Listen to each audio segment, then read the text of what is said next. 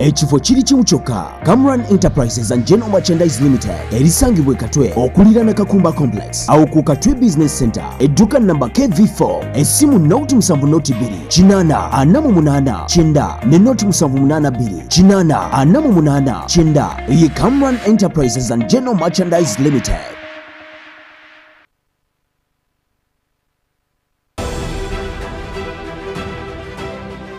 Now many of us would prefer to use the Kavera when going for shopping or buying whatever stuff you usually buy for home or for your children or for whatever. Now I would like to advise you, I think it's much better to keep our environment safe by using paper bags or cloth bags. Those are much safer because when we use the Kavera, you throw it around, it could block our drainage, and you know in Kampala what happens when it rains. There's a lot of blockages, and usually that causes a lot of problems in terms of water all over the city. So that's what we. This message is brought to you by National Environment Management Authority, Kampala Capital City Authority, Vivo Energy, Airco, Pepsi, Stanbic Bank, and NBS TV. Kampala is facing a waste crisis. Floods, pollution, disease, the signs are everywhere. But this is our chance to act. Join the conversation that could shape our city's future. The Uganda Environment Forum 2025, live on NBS TV, September 5th, under the theme, Tackling Kampala's Waste Management Challenge. Don't miss this powerful dialogue. Key voices, bold decisions, real change. Be part of it. Be the difference. Eno ye Salam TV.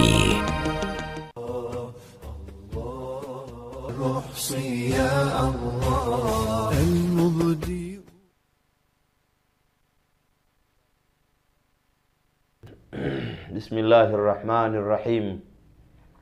الحمد لله الذي أحيانا بعدما أماتنا وإليه النشور. الحمد لله القائل ذرني ومن خلقت وحيدا وجعلت له مالا ممدودا وبنين شهودا ومهدت له تمهيدا ثم يطمع أن أزيد.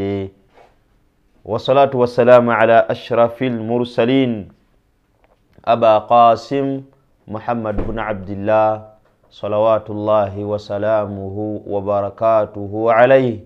أما بعد، اللهم لا سهل إلا ما جعلته سهلا وأنت تجعل الحزن إذا شئت سهلا. يا ربنا سهل لنا ما نريد ونجنا يا ربنا مما نخاف. لا إله إلا أنت سبحانك إنا كنا من الظالمين. لا إله إلا الله وحده لا شريك له. الحمد لله وسبحان الله ولا إله إلا الله. الله أكبر. وبتيوا السلام عليكم ورحمة الله وبركاته. tukulembeza okumutenda Allah subhanahu wa ta'ala nga yekka yagwanidde okubanga tumutenda, okubeera kwaffe nga atukuumye, tubaddeko akaseera okakasiza ddala ng'olina w'obadde nga tomanyi kigenda mu maaso mu nsi, ne bw'oba nga wabadde olina owakuluma era otuuka ekiseera Allah n'akuwummuzaamu. Bw'atyo bwe yateekateeka n'agamba nti yatuteerawo ekiro nga kiwummulo. Tumwebaza Allah subhanahu wa ta'ala. Ebyo we never dialogued with him. Tetwabaawo na discussion nti wakitiibwa nno Allah tujja kwetaagayo akaseera ak'okuwummula, tuteerewo akaseera ak'okuwummula ate era emisana tubeere nga tugenda tunoonya riziki. Wakitiibwa Allah subhanahu wa ta'ala yaf'alu ma yasha. Allah yateekateeka ensi ye nga bw'ajagala.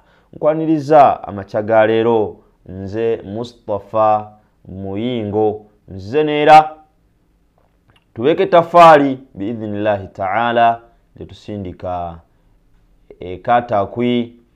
Bannaffe gye bali, omukulu gyali inginiya, emirimu gitambula. Nakugamba nti olwa distance tuyinza obutasobola kuleeta update za buli lunaku, wabula tukkiririza ddala nti mmwe bannacharity mukkiriza nti tubasika tubatwala eri kwesiima, tubasika tubatwala eri kwesiima kwa wakitiibwa Allah. Era mu mbeera yemu tankuliseeyo abavadde eka erw'ennyonyi ng'abaddu tubasanyusa n'amazzi amayonjo. Allahu akbar. Gwoyinza obbanga wabadde waka nga gye walabidde oluzza amakula olumanyiibwa olufaanagana bwe lutyo nga maanyi ga musana ge galeeta amazzi okuba nga bagafuna. Abasinga tubadde tumanyidde ga masannyalaze nti olugera n'oteekako pampu ne gakuba ne gajja mu ttanka. Katwavuddewo awo ne tugenda mu sola.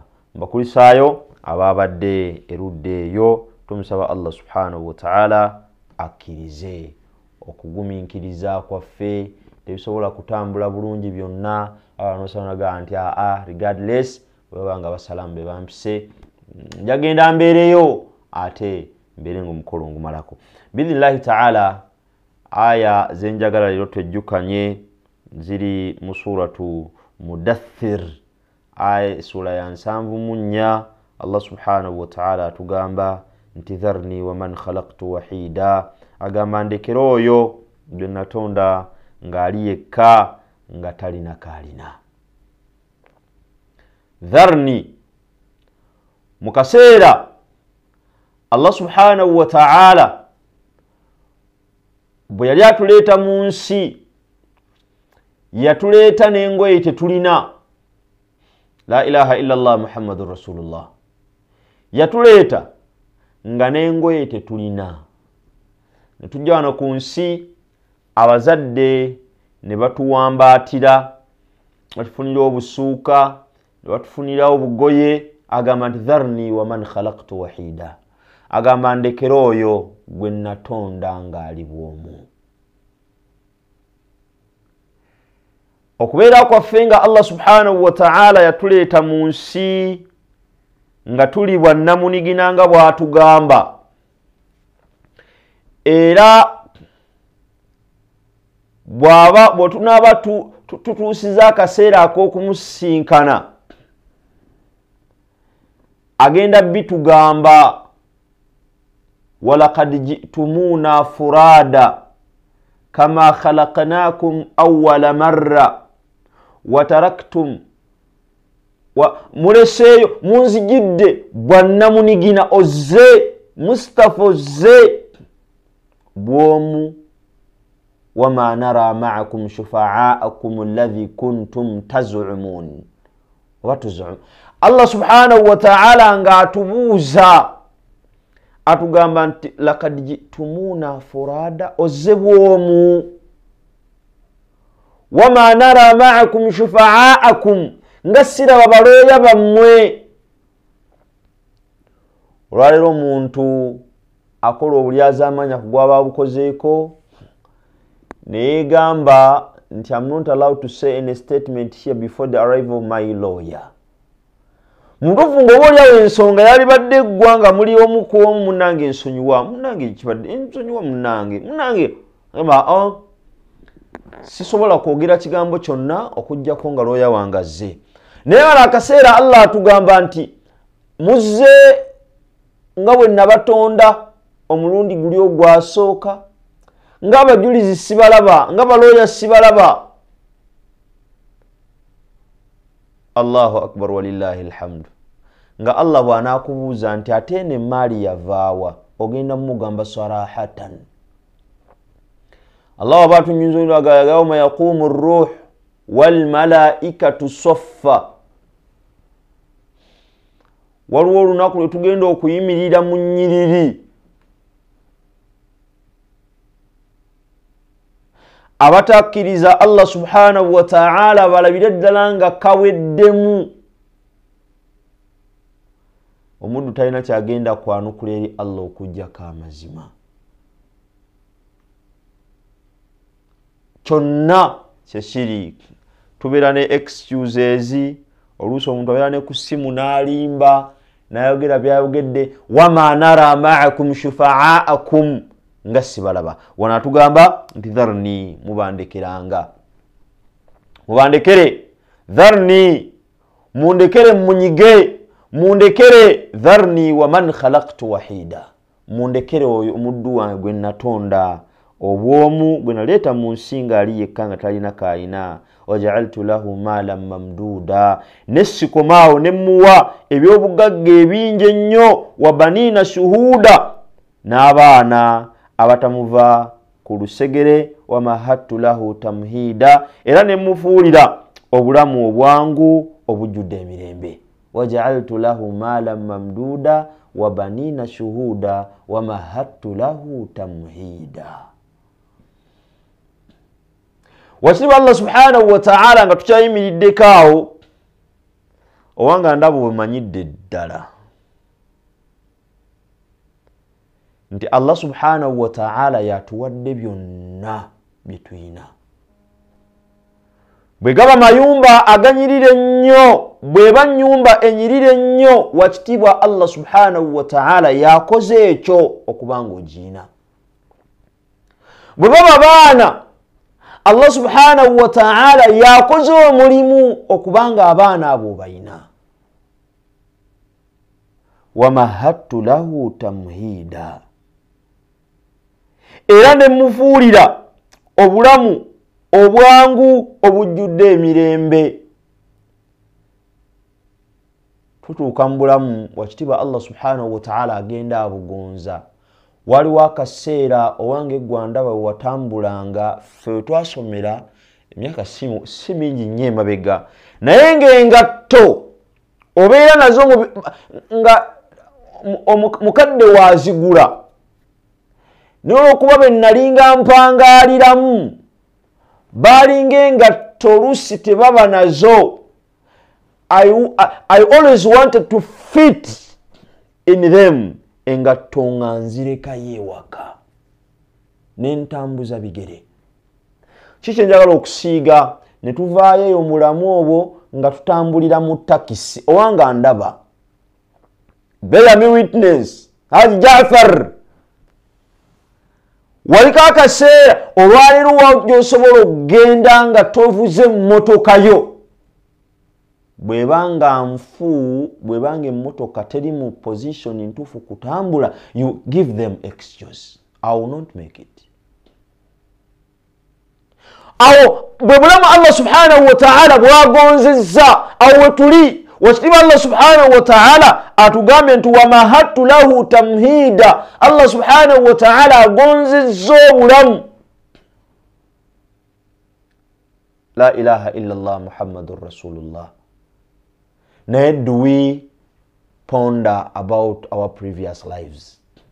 Otulako wansi n'olowooza obulamu obwo bw'wabeeramu nga n'ekyemisana kyekyeggullo abaddu bawangaalanga nga bw'ali ekyemisana kiwedde. Wa mahattu lahu tamhiida olwaleero n'ebyokulya obyeronderamu gamba nti amazzi bwe gataba gali sinywa. Amazzi bwe gataba ga kika bwe kiti sinywa. Musajja omu abeera n'amamotoka mu luggya lwe oba mu paakingi ye ng'ekisumuluzo aroteetinga kiroteetinge bw'ati nawe nakalabye nga wekaba kasonze n'akantu kaka motoka ebisumuluzo bibeerawo wano na wano na wano na wano ng'abyetolooza bw'ati ekisumuluzo we kiba kisonze ye motoka gy'akozesa. Allah agambye nti wa mahattu lahu tamhiida. Allah subhanahu wa ta'ala yafuula obulamu obwo obwangu obujjudde emirembe. Buli omu akhil karimu alina ekimuwa emirembe. Musajja omu nali mu masjidi nga nsomesa alaikum salaam wa rahmatullah. Nali mu masjidi nga nsomesa Allah etteeka liraga nti walanabluwannakum bishay'in min alkhawfi waljui nti ngenda bagezesa bishay'in n'ekigambo bishay'in. Allah subhanahu wa ta'ala aga nti ngenda bagezesa na buli kyonna ngenda bagezesa na buli kyonna ne muwa chance nga njagala mpulire okugezesa kwabwe ye kikyatwalanga kugezesa. Musajja nangamba nze going back home when power is off. Okugenda ewaka, okudda ewaka, okugivuga n'enzira ewaka n'ensanga ng'amasannyalaze tegaliiko kuba kungezesa kwennyini. Nanga mwalimu nze nakoowa enzikiza. Nza bakuzaala wanti kyango. Nga kyango. Amasannyalaze gakajja gagendeyo. Nga nti nze nakoowa enzikiza olw'ensonga twagikuliramu. Nga tadooba.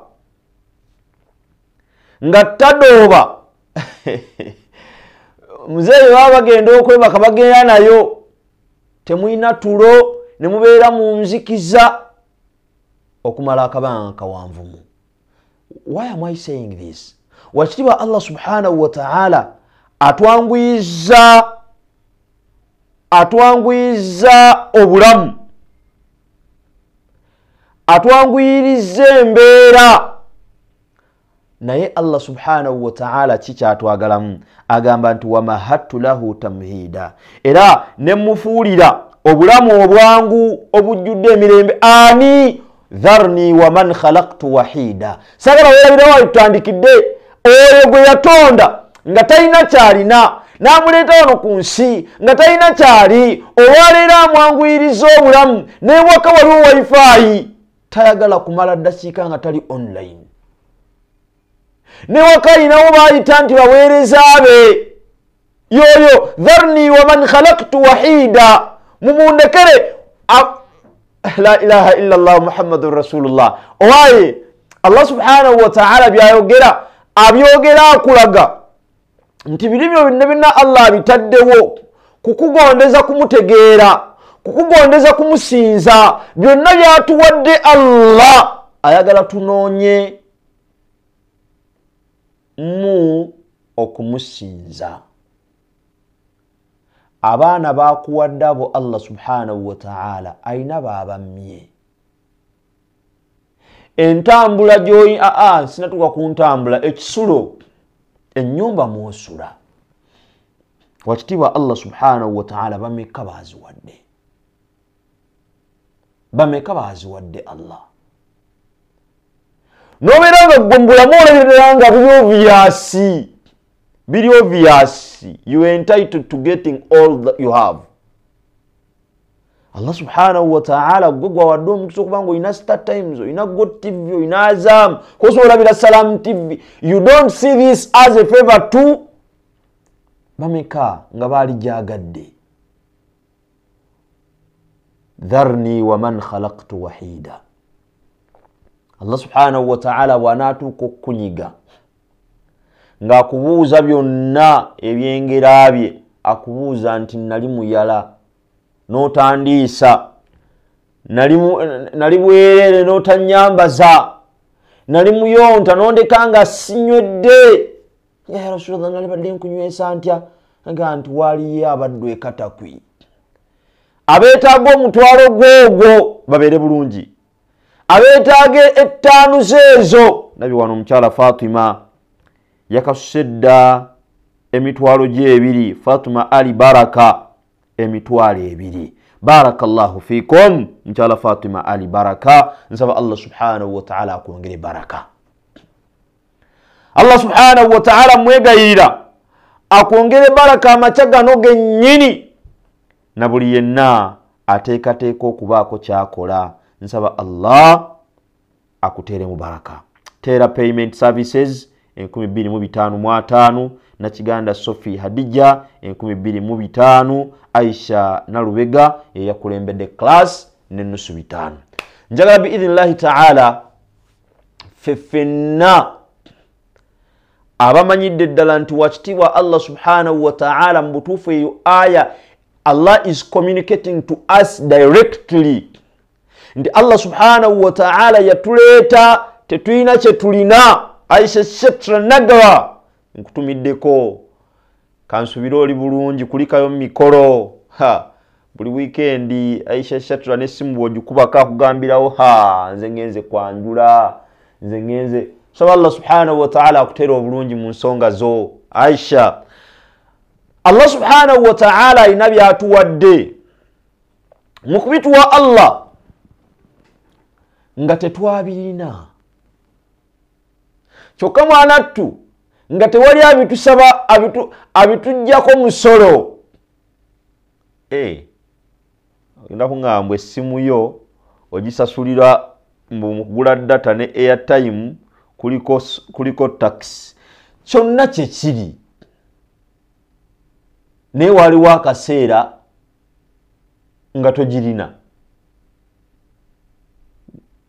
Waliwo akaseera nga togirina. Ebyengeri ebyo byonna Allah subhanahu wa ta'ala fe okuwona obubi obubirimu Allah yani okubituwaamu obwangu byesibye mu kintu kimu kwongera kutegeera ani yabituwa. Gwe omufumbo eyabeerako akaseera ng'onoonya omwami n'abula, onoonya omukyala n'abula, Allah subhanahu wa ta'ala omukuteeramu obwangu olina kumumwebaliza. Ate abaana tebampulira keeka wazisala nona watandika kukolima. Ate abaana nze wembanga sinagimusalira nendaba nga alina byakola ebitali birungi nga nyongera okwetereeza yani musalire. Kati n'olwekyo dharni wa man khalaqtu wahida, wakitiibwa Allah atugambye mundekere oyo gwe natonda nga talina kyalina. Yajja mu nsi uryanan ng'ali bwereere. Allah subhanahu wa ta'ala n'akwambaza. Olwaleero waawo gy'osobola okugenda gwe ku byakafaananyi nga bwe weetaaya ng'oli mu kisenge kyo oba ofuluma kale ogende mu ofiisi olaba abantu bwe bataakutaayize ye ogenda kutuukayo otya. La ilaha illallah Muhammadur Rasulullah. Ebyo nabyo byonna byengera wakitiibwa Allah byatuwa. N'olwekyo ezo ennamba z'olaba ku screen yo tubeeko kye tukola nga tuyisaawo nsonga zaffe ate nga bwe tukola. Owaayo olw'okuyisaawo ensonga zo zitya wakitiibwa Allah omwebaza. Abange lero nsi ndowoozezza ekyo nze munyini we mbadde nzijja ndowoozezza nga ne wakitiibwa Allah wa maayi. Ate ugenda kugamba nti empewo egenda kunfuuyira ku boola laba ni mu katissaati.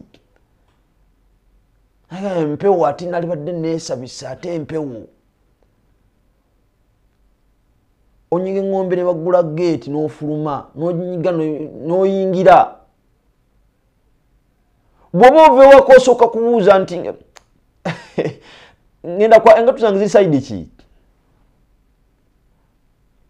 N'obuuza nti kati ate olugoye ngenda kwambala nga nti wali weewati ne weewati oba ozijja. Nani wallahi waliwo akaseera nga bino byonna sibiina nga jamani osobola kuddeeka. Banaye abanfaanana abaali bayiseeyo mukkirize tubeeko bye tuweereza ekatakwi emiti egisereka. Masjidi yatuuka ku biimu ne biimu nebanga yasibwa.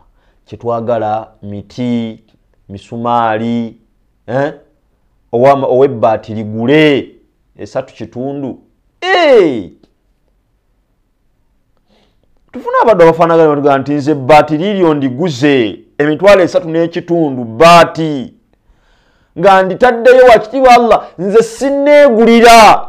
Wakitiibwa Allah simanyi zigenda kuvaawa ezigula amabaati ate munaye ekyewuunyisa.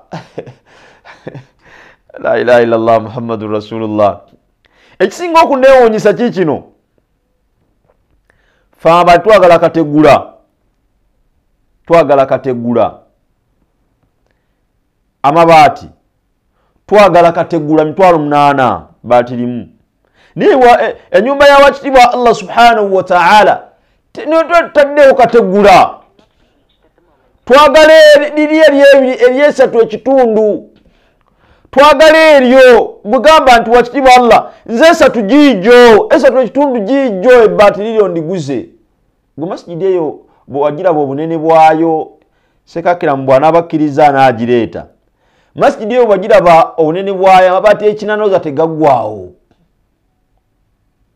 ekinana plus akati bwe nfunayo abaddu bange abaddu ba Allah abaddu bange Mustafa yagala kubeera otya abaddu ba Allah 10 nga bampe emitwalo 3.3 wallahi mujja kufulumya studio nga sijja mu mulyango ate abali ku Friday mwabiraba omusiraamu wallahi Allah mtukumire ya astamwamulako bwe muti ne muyire sente ningaine wallahi fe ojja noyogerere sawa namba noyogerere sawa namba naye ate ekisinga okumusanyusa wano wenyini we bazisa gisasatula wateeka amanyi naye waali era bwojja agenda nti gundi wuno naye waddeyo ekkumirye naye ne mugano bitegeera ebyo ne mugano tuwa Mudde Yusuf 15,000 aziweereza Sharifa Ali omutwalo gutuuse ne Muhammad 10,000 0776 0776 444 aba Airtel 0707 715 tuguleyo amabaati gagende gasereke nyumba ya wachitibwa Allah subhanahu wa ta'ala omukenkufu Akram bwana basiimye ajja kubeera nga atuleetera footage oyo tumulabeko nyumba ya emu ku masjidi ennene sofa ekatakwi gye twagala okubeera nga oba oli awo nayo tubaako kye tugikola tugenda okuddayo nga nago matiribona nanti distance nnene okugendayo obugenzi tuspendinga sente zammwe nnyingi kyovola tulagiriza bulagiriza ne baba nga batukolera naye bwe tuba tulumbyeyo ne tugendayo tukomawo nga tujjudde era footage mumulaba noonya abaddu ba Allah 10 nga bampa emitwalo 3 ekitundu kankijjeko ekitundu bano abanaleeta 10,000 naabe be bajja okubanga bazitujjuliza biidhnillahi taala 3 aha oyitiridde enyumba eyo luwa njagaleddeyo esembere wali bweti emiti yo girangedde aha enyumba eyo giraba yatuuka dda ku biimu twagala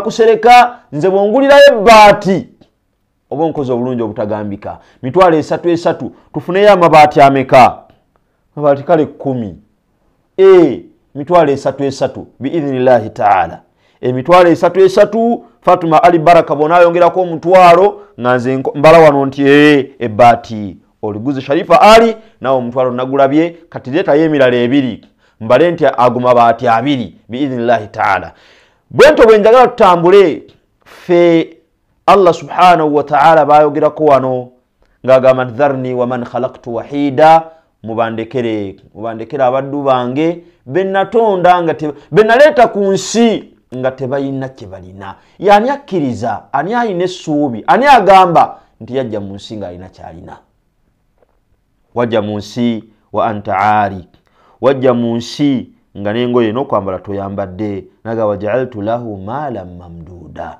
wakitibwa Allah n'atuwa emaali wabanina shuhuda n'abaana abatamuva ku lusegere nina famire emu Allah subhanahu wa ta'ala abongere baraka bagenda kugwa bafumbiza muwala waabwe ninadde njogerako ne maama w'omuwala naga wallahi mpulira essanyu ate lirimu amaziga nimugamba otyo nga nti omwana fenna ssanyu okubeera nga agenda kufumbirwa naye mpulira ennaku ate okubanga first born wange agenda kundekawo ssanyu okubanga omwana yafunye mwana munne naye ate awulira ennaku okubanga omwana we agenda muleka agende obatoza okavuddeyo bulungi liba ssanyu mu nnaku a blessing in disguise haga omwana wange agenda tandika kubeera yekka kyokka ate nga ssanyu lya buli muzadde awo ayo tevuddeyo bulungi wabanina shuhuda n'abaana bemutaagala batuve ku lusegere obeera obezi nga mutudde abadde alina waali ogenda abantu balonga nti ate gundi ali luddawa nga just ali wali kabalaza oli munda olw'omukwano yani omukwano gwe tubalinako muyitirivu abamu tubeerabira n'okubategeeza nti Allah yateekeddwa okuba nga asinzibwa ne mwerabira obategeeza nti Allah gwe tusaba abaye wabanina shuhuda Allah subhanahu wa ta'ala abaana yabatuwadde kankutegeeze nti Ahmed Semanda omutwalo naye aguwaddeyo agusindise kugende ku nyumba ya wakitiibwa Allah subhanahu wa ta'ala akram eyo ye nyumba eyo ogwe muzimbo nze okubanga nyingidde dakiika 20 nga sinafuna yampaayo bbaati amaanyi ganzigwa nga nti oba tebaliiko abaye kwemuli gye muli eyo oba temuliiyo bino byembagamba okuwaayo si bya Aisha Shatra si bya Ali Karim si bya Abdusalam si bya Akram si byange wabula bibye Allah eyo nyumba ya Allah eyo nyumba ya Allah tukkirize tugisereke amabaati gayinza okunukkiriza ekinaana nyumba nnene mugiraba ennyumba nnene nnyo alhamdulillahi rabbil alamin Jaafari gwe bannange nsaba Allah subhanahu wa ta'ala yakuweyo byonna byoyina abikukuumire Allah kuumire byoyina ebyo Allah subhanahu takujjangako ekisumuluzo haji Allah takujjangako ekisumuluzo ate Allah akuwa embavu okubanga toweetaaga driver ajidala ogisabula n'ogenda embalala nodda ekyo pozi ngo nakimpako mu bujulizi naye sikakasa nti okya naye nsaba Allah takujjako ekisumuluzo Haji Jaafar Mugerwa ebbaati aliguze ate nga yakulembedde yasoose ate n'abanga atopolinze class emitwalo 3 y'ebbaati amaze okubanga ero limu noonya amabaati 9 amabaati 9 bi'aunihi ta'ala bi'idhnillahi ta'ala mwegayirira wakitiibwa Allah nsobozese amabaati ago 10 zigenda okuwera ssaawa 2 nga wezeza bi'idhnillahi ta'ala 0776 444 ne 0707 755 ebbaati lirimu Fatuma Ali Baraka Allah nzani ayogera n'abaddu bo ne bawulira naye agambye nange ebbaati ndisobola ayongeddeko omutwalo abange agamba baati 2 abaye nsaba Allah subhanahu wa ta'ala Fatuma Ali Baraka Allah subhanahu wa ta'ala akusanyuse Haji Jaafari yeddu wanzi muwa mumanyi bwafaanana mumanyi lawe njogedde ntatanga ekisumuluzo mumanyi ekisumuluzo akiina mu ngalo ate ekitasukka kimu nawe nsaba Allah subhanahu wa ta'ala akusanyuse Allah subhanahu wa ta'ala akumalire byoyinako kuwanka Allah abisembeze nga totuuyanye emitwalo 3 agamabaati 2 noonyaayo amabaati 8 8 insha Allah benjagala bokka ebbaati gwe tuliwa yatugamba nti dharni wa man khalaqtu wahida mumundekere oyo gwe natonda nga ali bwomu gwe naleeta mu nsi era waba atujjamu bannange kifula Nabi sallallahu alaihi wasallam yagamba nti yakfi almauta maw'idha okufa kumalira omuddu okuba okwebuulirira okusembayo okufa kutumalira okubeera ekyokwebuulirira ekisembayo tujja mu nsi muno nkunyonnyola ki gwe yazaalako ne ku mwana nkugambe ki gwalina n'abazzukulu abasobola okubanga ali free nnyo okuva mu kisenge najjanga adduka emisinde n'afuluma ne mukomako mukomeno ga nti yiyo waye jangu oteekeko akapale jangu oteekeko bwete Allah jatujja kali bwagamba nti dharni wa man khalaqtu wahida mumundekero yo gwe natonde yajja mu nsi nga talina kyalina waja'altu lahu malan mamduda namuwe maali abadharri al-ghaffari bakyalako kkolumwe ewuwe basahaba banne namugamba nti aina mata'uka ya abadharri ng'ennyumba nanti agiraba gulinganga muzikiti bagiraba ennyumba eringa muzikiti namuza aina mata'uka ya abadharri awali funo omukisa ne mukyalako ngenda gamba shashatura ola wanange kyona nkola simanyina kumanya ala nakyalako waje tikyatomiza n'okubula mutuula nante ennyumba erimu ejjudde erimu sofa set engulumivu bweti temwinayo muyisa kigero oba oliawo njonga wali ogenzeyokko bana esigendangayokko naye yashatula mumanya ayagala nnyo quality ate ayagala nnyo ebirungi wakwalite n'ebirungi byebimu kaakati babuuza abidharri bamugamba nti ya abadharri aina mata'uka ya abadharri tetulaba sofa set fridge tetugiraba ye bannange woven eriruddawa abaye angamba nti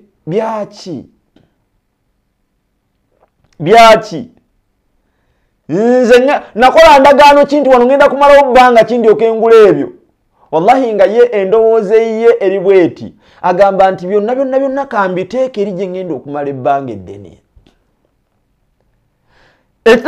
ekitamuganye kubeera nga wano waliwo bingi byateeseteese ndi ku aya nti waja'altu lahu malan mamduda Allah atuwadde Allah atuyinjiwaliza waja'altu lahu malan mamduda we have accounts eziriko sente nawe ndaye wano azisisa okuva straight okuva mu sente naye nemmanya nti abaddu kwemuli abaddu ba Allah kwemuli lwakuba singa oddayo ko mu sente nalaawo nkakasa kuliko eziriko n'ogamba kanzijeyo emirala ebiri ndi mu kunoonya mabaati ga mitwalo ejeeja sofa ninawo abiri owange wa Centenary Bank kiriza oddeyo ogambe Allah nti wakitiibwa Allah kanyongere ensike y'ebiri mpeze esatu era zijje nga ziri mumanya Centenary Bank nze sifudde erinnya lyo Allah alimanyi nyamba ogende osike y'emirala ebiri jejjuwe jiwere esatu mba mpezeza amabaati asatu Michael Mutesaasira ebiri njirabye naye kkiriza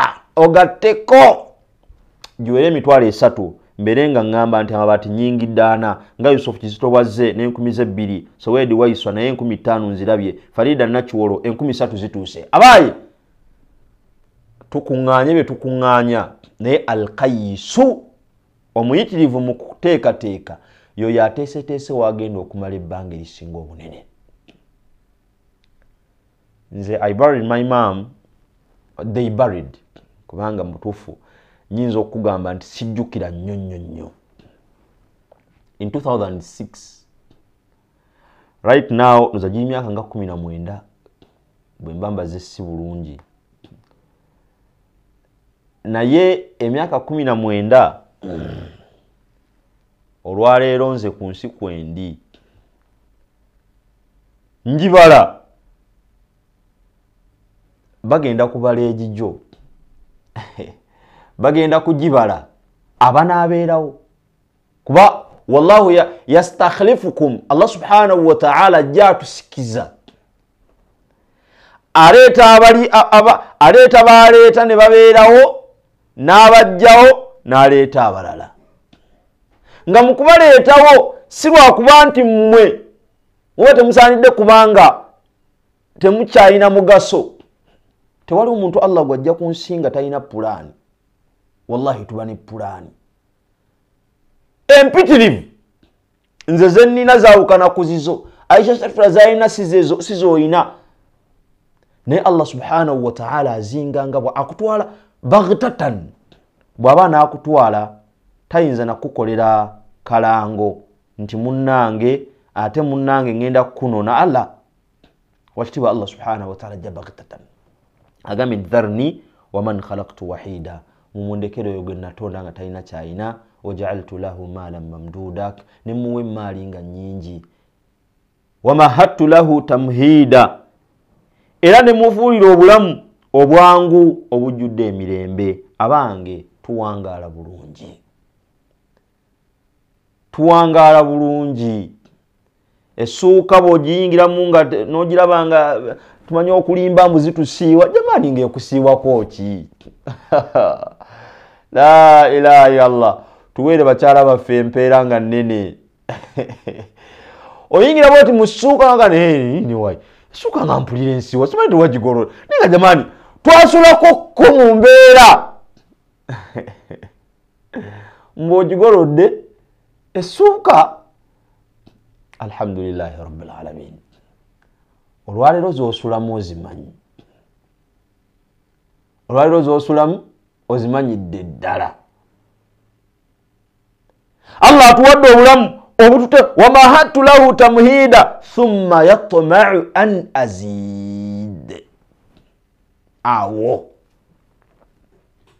singa n'omuddu ng'alina akamotoka ke ka 10 naye nga bw'alaba Forester agamba subhanallah bakitiibwa Allah kale singa thumma yatma'u an azid oluvannyuma ate bwe yamala n'alulunkana mwongere kalla innahu kana li ayatina anida nedda ddala ye yagaananga n'awakanya aya zaffe gwayagala Allah okwongera endagaano weeri yenna ayagala Allah okumuwa sauruhiquhu sauda nja kumuwuliza okubeera mu bibonyobonyo ebikakali innahu fakkara wa qaddara ddala ye yalowolereza Allahu akbar walillahi alhamd nti nga bwali bw'atyo bw'agenda okubeera ebbanga lyonna. Nina menta wange Alhaji Inginiya Hassani Kintu saballah munkuumire ayina akagambo kayogera era yakafuula ngombo ye ngamba no condition is permanent. Era wobeera n'essimu ye ke yatachinga waliwo bakayita status biki no condition is permanent. Nga kiba kitegeeza amanya ayinengeri neja nnyonnyola ebintu bye anga nti bwe bange embeera yo nnungi yani gyebalize Allah agikuumire numuza ate kati haja ate bwebanga simbi anga ne webanga simbi guminkiriza ate ogyebalize Allah. Bigambo bya tawhid, bigambo bya kumutegeera Allah. Bwebanga embeera si nnungi guminkiriza ate ogyebalize Allah. Kuba Allah is at a no. He is aware.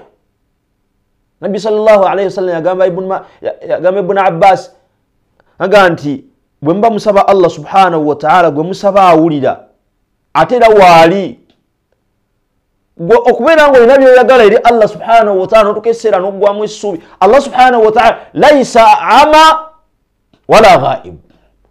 Allah si muzibe ate Allah tali absent. Bal samiu basiru mawjud.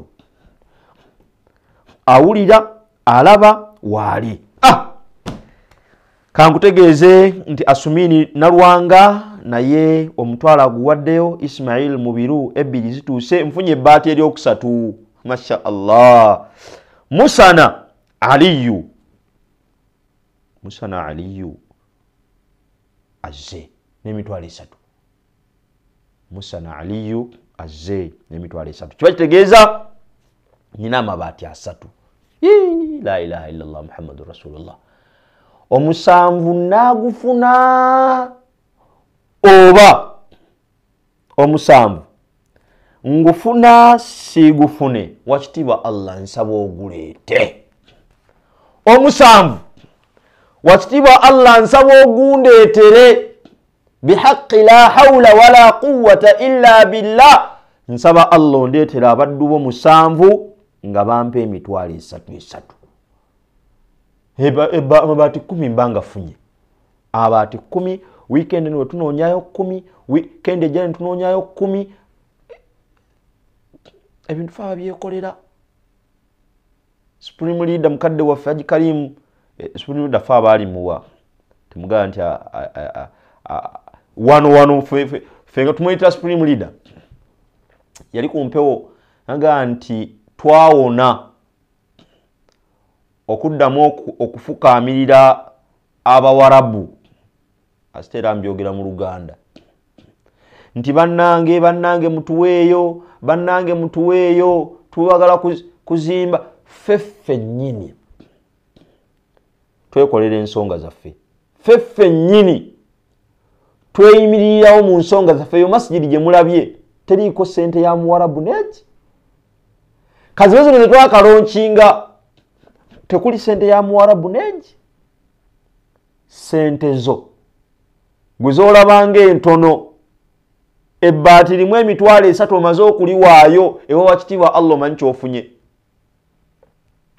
ewa wakitiibwa Allah n'olwekyo mbasaba biidhnillahi taala temundekera reesi dakika zosigaddeyo ntono okubeera nga nkusiibula nsaba okkirize essimu ogikwate tusobolera ddala fe abazze n'omutwalo okwongerako 2 abazze n'ebiri okwongerako omutwalo biidhnillahi taala kubanga nkuba n'ekifaananyi nti ono yampadde omutwalo bw'ayongerako 2 mbasingidde mu mabaati ameka abaati tegafuuse amabaati 4 waliwo ono Michael nampa omutwalo mbasingidde 5 Asumani Nalwanga bwakola bwatyo n'agattagatta mbasingidde amabaati 5 tubisobolera ddala biidhnillahi taala akanyomero kano ketugendamu oba ketuyingiddemu akeddakiika zaffe ezisembayo essaawa yaffe esembayo ya show yaffe nze yali aziise owange ngera nkimanya ali wansi wa ttaka nkimanya neetaaga nnyo maama ate Allah subhanahu wa ta'ala najjamuwa 2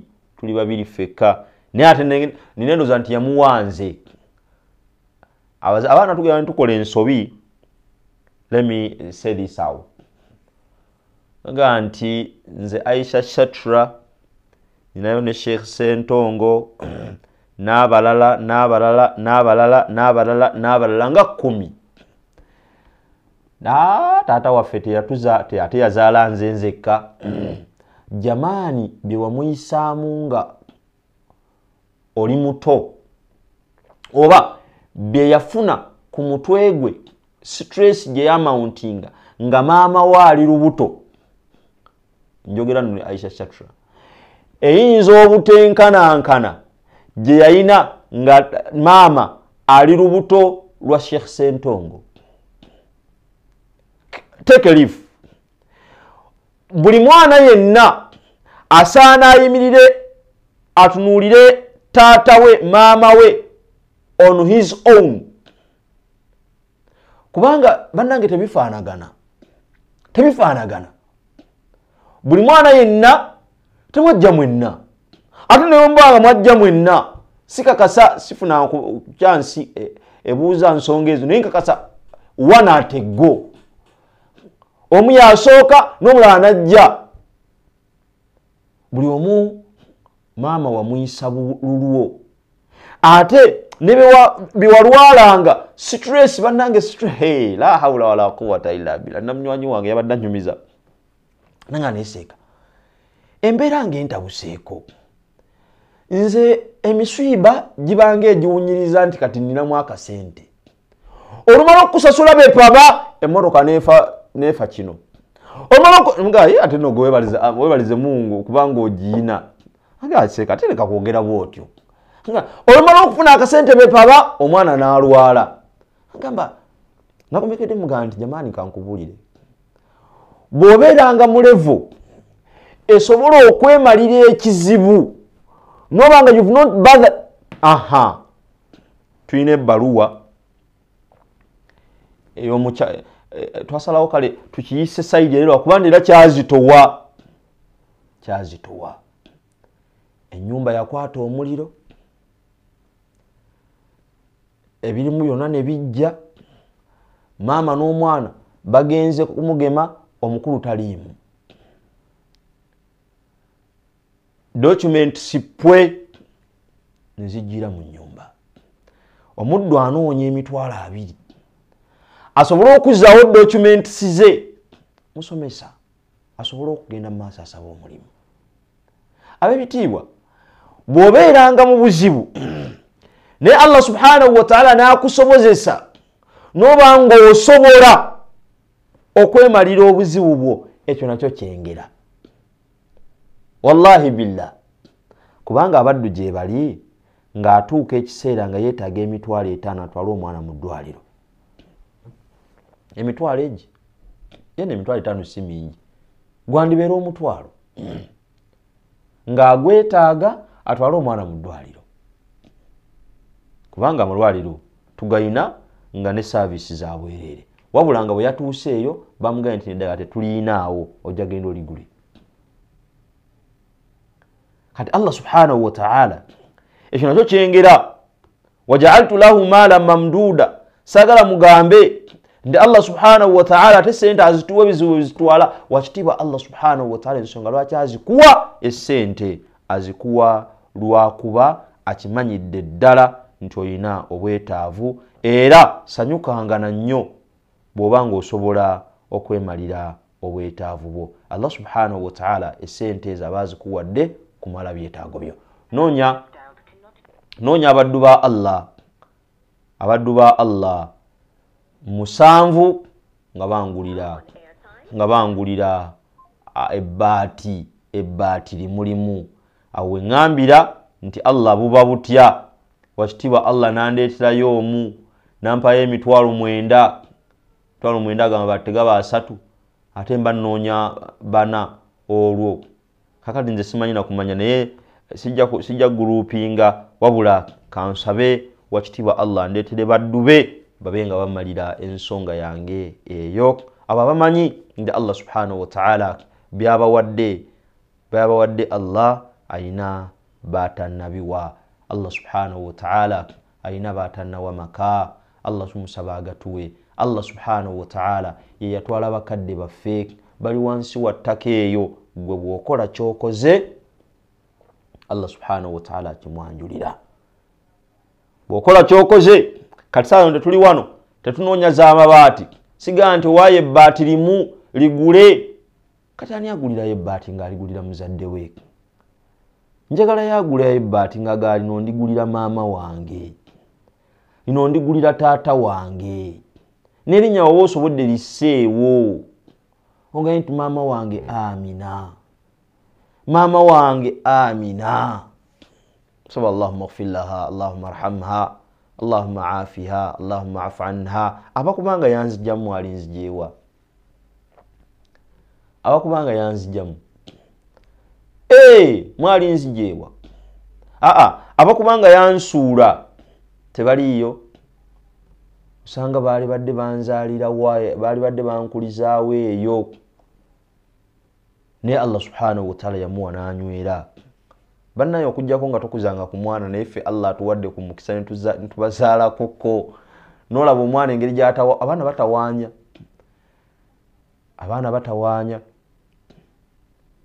batawaanya twali wano musajja yangana ebisaawa gwe boyogera ku kaba kati nze njogera eki leka njinyumye naawe genda twali eyo ne batugamba bannaaye abaagala ogenda okukolera bazadde baabwe lumura baasi epaakinze wali Allahu jamani ngankooye nenensiriikirira nenga kati nze abeera eri ewala chansi eno ngenda jijjawa endala egamba nti nzizemu butya nga Allah subhanahu wa ta'ala guno gwe mulundi ogusoosa ate nga gwe gusembyeyo nengenda neneeyiwaka amazzi nenyambala hirami nengenda mu baasi paka ku masjidi Aisha nga mpulirira ddala singa sigimukolera nyinza okudda wano ekinumiriza ebbanga lyonna ngenda omumala nga ndi e Uganda akati gwali ku TV njagala kutegeeza nti bw'ofuba olina chance esobola okugulira mukaddewo ebbaati n'otaligula ozadde abaana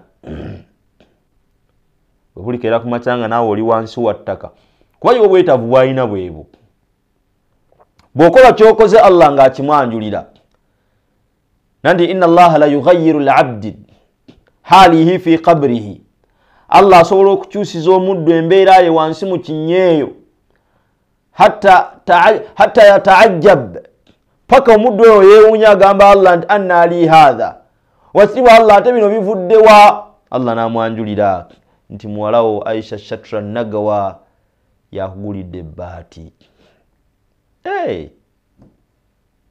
mutabani wo Mustafa Muyingo yakugulidde ebbaati nsaba Allah oli muwandiikeho kuba ni mukulagirira baddu kukola bulungi naye badde oba oli awo ndi mukusika bulanketi leero Sande naye njirekawo ngamba nti bwe siirabikeko Jafar ajja kumbuuza nti owaayo wabadde ludda wa nga tetwakulabye nsaba Allah Jafar Allah kutwagalire ya Rabbi sinnafunayo muddu atugoberera naddala sho za Saturday Sunday nga musajja Haji Jafari oyo akunoonya nagamba nti owaayi kiki ekyatusewo saakulabye walwadde saba Allah subhanahu wa ta'ala kutuweera obulungi 077 ebyo byonna mbyogera nga bwe nninda abaddu abagamba kale newe naafunayo abasatu kujawo nga mugamba nti temukyabaagala olwokuba mwamala obbaziika noonyayo kale basatu nsiibule obudde nabwo bugenze ng'owaayo ebbaati ng'oliweerayo maamawo oliweerayo taatawo oliweerayo bakadde bo oliweerayo sengaawo oliweerayo mukwano gwo oliweerayo mentawo 077 442 oba 0707 oba machan procedure eyo koba oyita obeeko kyokola kulwa bakadde bo batuyirawo omubiri batwagala olwagala naawe lwowulira lwoyagala owuwo enjagala gyoyagalamu omwana wo nkukakasa eyinza n'okuba nga ntono nnyo ku kwagala maama wo taata wo kweyakwagala batwagala olwagala olutasobola kugetinga measured nanti beerekereza neerekereza gw'osome ne Allah watuukira ekiseera ate okutandika okuba nga akusumululira akuwa eriziki asobole okweyagala ate Allah n'amutwala bimu ku bisinga okuba nga byewuunyisa ate bw'atyo Allah bw'akola la yus'alu amma yaf'al la yus'alu amma yaf'al wakitiibwa Allah tabuuzibwa ku byakoze wahum yus'alun wa kullu man siwahu yus'al na buli atali yabuuzibwa gwe kyonna kyokola bagenda kubuuza lwaki wakola ekyo lwaki wakikola bwotyo wa kullu man siwahu yus'al buli atali Allah subhanahu wa ta'ala wakubuuzibwa Allah subhanahu wa ta'ala agenda kutubuuza akana n'akataano aka buli nsonga yonna naye ye tabuuzibwa osobola omubuuza nti lwaki watwala maama wange nga sinaweza yadde emyaka 6 nga lwaki watwala maama wange lwaki watwala taata wange nga nkyali muto lwaki wamutwalira mu kaseera we nali mwetaagira ennyo ng'obuuzaani nannyini kakomo alaze nti akakomo kaakaagala nga otandika muganda lwaki akakomo kaagala oba oteredde tuli bukomo bwa Allah tuli budronizi bwa Allah tuli babe Allah subhanahu wa ta'ala wayagalira akola bukozi bwati n'atwala 077 442 oba 0707 755 Rukaya Nakasujja agambye nti nze satusigenda sobola jiweza n'ebirizizo saba Allah subhanahu wa ta'ala Rukaya Allah subhanahu wa ta'ala mama amusaasire oba taata oba bombi Allah subhanahu wa ta'ala abawe ekisinga obulungi. Muggwe Maryamu nayisaza naye 5000 aziwaddeyo. Saba Allah subhanahu wa ta'ala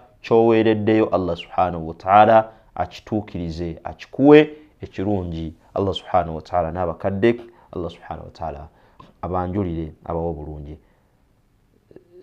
Salfan gali wango naye 5000 aziwaddeyo. Tumusaba Allah subhanahu wa ta'ala akkirize kino kyowaddeyo. Bakadde baffe Allah subhanahu wa ta'ala atugamba suratul Qamar atugamba nti wa allaysa lil insani illa ma sa'a. Omuntu talina kyagenda kufuna nga teyakikolerera.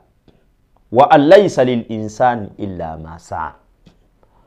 Omuntu talina kyagenda kufuna, talina kyagenda kulaba nga teyakikolerera. Wa anna sa'yahu sawfa yura. Okutawaana kwe kwonna agenda kulaba. Kakati gwe atali mulimu gwa taatawo, atali mulimu gwa maamawo, tomuweerayo. Naye gwe amanyidde ddala nti ndi mulimu gwa maama wange, ndi mulimu gwa taata wange, buli bajja nga akanyumira akagamba nti weerayo mukaddewo, lwananga nnyo omuweereyo. Lwananga nnyo omuweereyo. Ate abamu oluusi tubeera ne bakulu baffe baganda baffe nga esente baziina, omukubiranga essimu gawaayi. Waliwo wano obwetaavu waggula mabaati gagenda ku nnyumba ya Allah, naye mbadde ndowooza ndiwo twaliguzeyo amabaati 10. Ennamba zaffe ezo ennamba bw'ozikubako, ate waliwo n'endala nga bw'ogikubako endala it's a personal number, nga bw'ogikubako omusiraamu agikwata. Ennamba za Haji Karimu toziina. Kubira oyo omugaye Haji, waliwo obwetaavu bw'oggula amabaati Katakwi. Mbadde nsaba mukkirize nguleyo amabaati 50. Nga mugenda gulaga sente mmeka nti 3 ogire mbooti sente ozimuweereza oba tujje jamaani tujja gwegamba gamba nti abange mujje olabe. Saida tunalubega 10,000 yaziwaddeyo. Masula Namiya naye 50,000 aziwaddeyo. La ilaha illa anta subhanaka inna kunna minadh dhalimin. La hawla wala quwwata illa billah. Tumusaba Allah subhanahu wa ta'ala nanyini nsi, nanyini ffe, nanyini byonna ebiri mu nsi akkirize bye tuwaddeyo. Allah subhanahu wa ta'ala yanukule bye tumusaba. Allah subhanahu wa ta'ala ffe tuli baavu. Ay Allah gwe mugagga. Ay Allah ffe tuli bawansi nnyo, tuli banyoomoofu Allah. Ay Allah gwe wa waggulu. Ay Allah tusitule. Ay Allah subhanahu wa ta'ala tuli bapangisa. Ay Allah tujje mizigo. Ay Allah tufule balandi roadi. Ay Allah tulina muffe nga twagala zimba zikalina.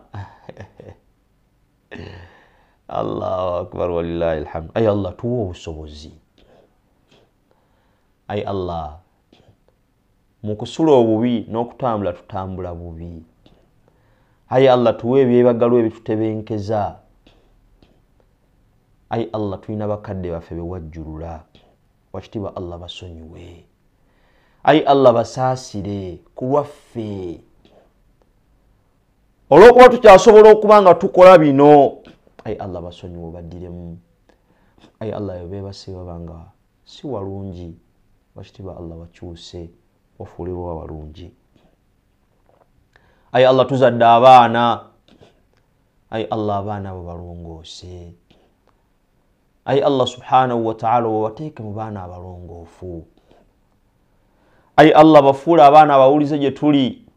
Ay Allah nga bakulembera kuwulira ggwe. Ay Allah bafuule abanywereranga ku mazima singa obulimba bubabuze. Musajja omu bwankyayimirizaawo edduwa yange yafiirwa maama we muvubuka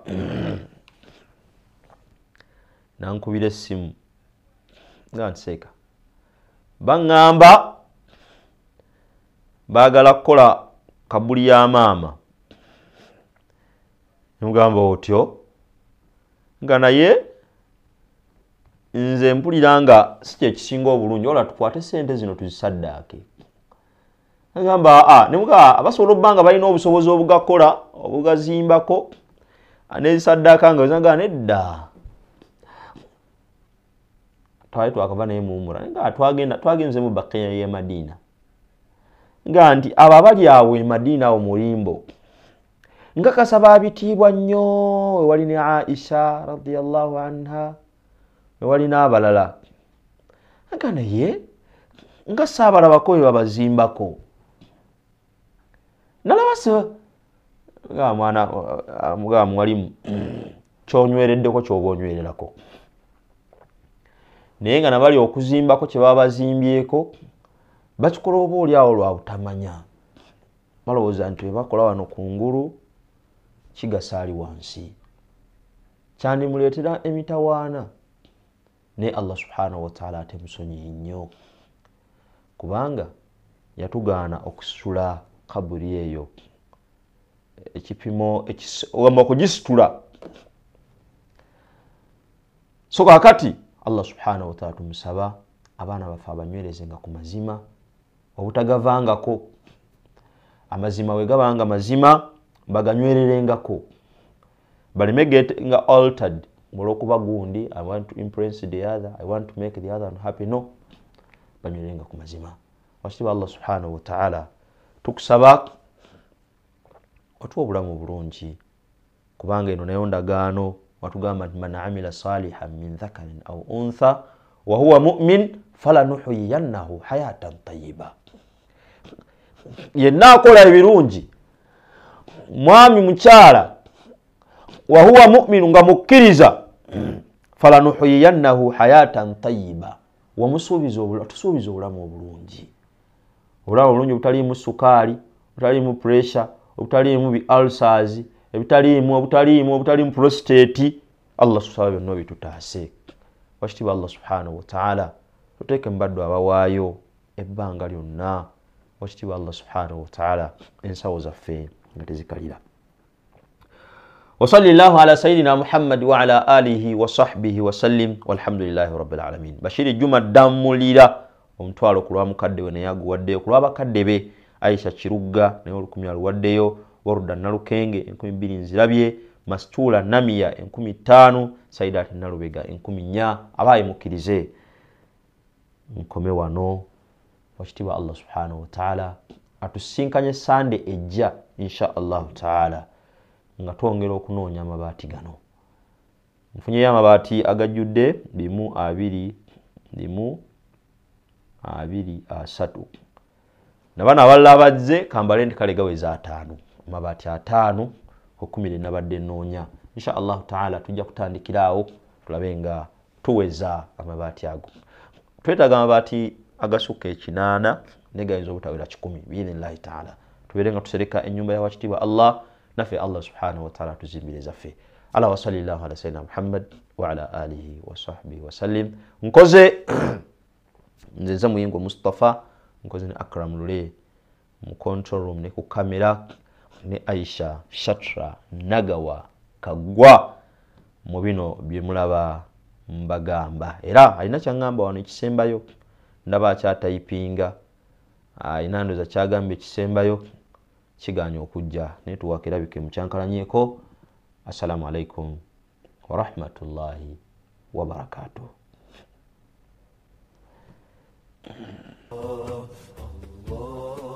روح يا الله